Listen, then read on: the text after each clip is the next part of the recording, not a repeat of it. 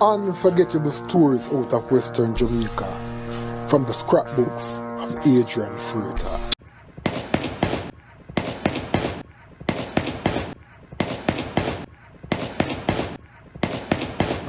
If there is one place a police officer should feel safe and comfortable at all times, it should be in a police station. Unfortunately, that has not always been the case, as based on some incidents that have happened inside police stations over the years, it would be wrong to assume that these police stations are safe zones, as several police officers have lost their lives inside police stations, sometimes under questionable circumstances. While I have no empirical evidence to substantiate this claim, if my memory is not letting me down, I believe I can recall at least a dozen incidents in which police officers have been killed in police stations in incidents in which their colleagues' firearms were accidentally discharged.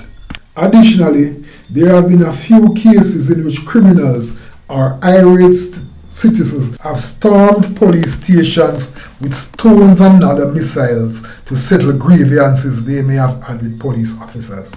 However, when it comes to the ridiculous, I doubt there's any incident that could match an incident that took place at the Mt.Salem Police Station in St. James in 2005.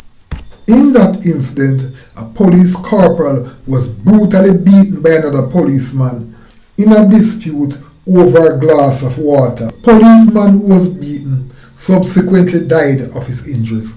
While I'm still unclear as to how the matter was finally resolved through the courts, it was one of those incidents that cast a nasty shadow over the police station and left it with a badge of shame which is unlikely to be forgotten anytime soon. Interestingly, it should be noted that the deceased policeman who suffered serious spinal injuries had previously served at the Mt.Salem Police Station, but at the time of the incident was stationed in Kingston. In this edition of Lest You Forget, I will be revisiting that story purely from memory, as I have not been able to locate the scrapbook with that story. According to the report at the time, Corporal Grantley Waite, who was stationed in the St. Andrew Central Police Division, was on a visit to Montego Bay when he stopped by the Mt.Salem Police Station. Based on his familiarity with the location, he walked into the area where there was a refrigerator. There he spotted a policeman and he asked him for a glass of water. His request for the water was not met, as the other policeman questioned him as to why he was in that area. Waite reportedly told him that he was a policeman and that he was once stationed in Mt.Salem. Waite then proceeded to the refrigerator and began pouring out some water. The other policeman reportedly tried to stop him and an argument developed.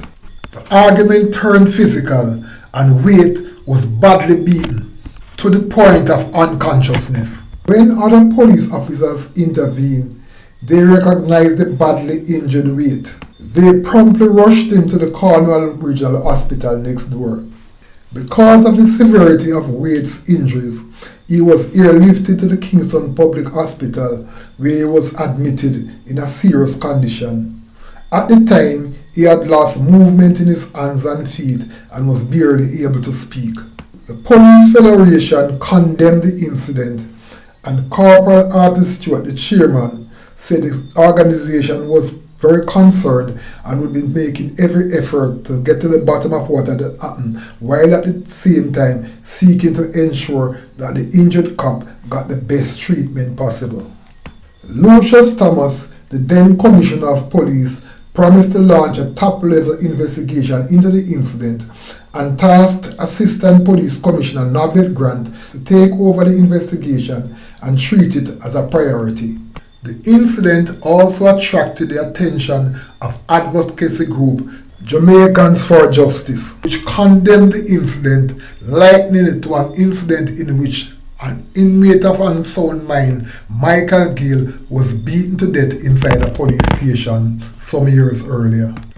Waite spent some 2 weeks inside the Kingston Public Hospital battling for life.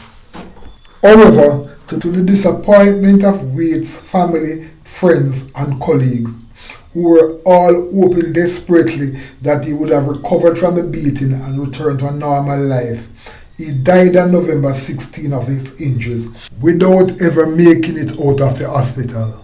In lamenting her father's death, Saskia Wade said the most hurtful part of the entire incident is the fact that her father gave all of his life to the police force and ended up being killed by another policeman in the most senseless way. In looking back at the incident that cost Wade his life, it was most definitely one of those unforgettable stories out of Western Jamaica. Unforgettable stories out of Western Jamaica from the scrapbooks of Adrian Frater. Before you go, please remember to subscribe.